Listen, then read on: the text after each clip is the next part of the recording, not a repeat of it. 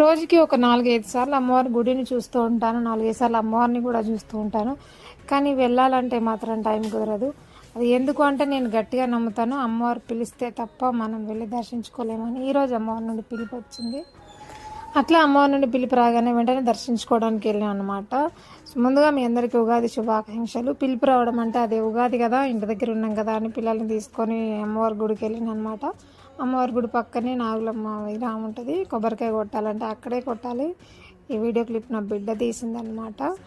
So ఇక్కడ అమ్మవారిని దర్శించుకొని కాసేపు అమ్మవారి దగ్గర కూర్చొని మైండ్ కొంచెం ప్రశాంతంగా చేసుకొని ఇంటికి వచ్చేసినాము. రోజు వెళ్ళాలనిపిస్తుంది కానీ గుడికి వెళ్ళలేను. ఈరోజు అమ్మవారు పిలిపించుకుంది నన్ను. చూడండి అమ్మవారు ఎంత బాగుందో.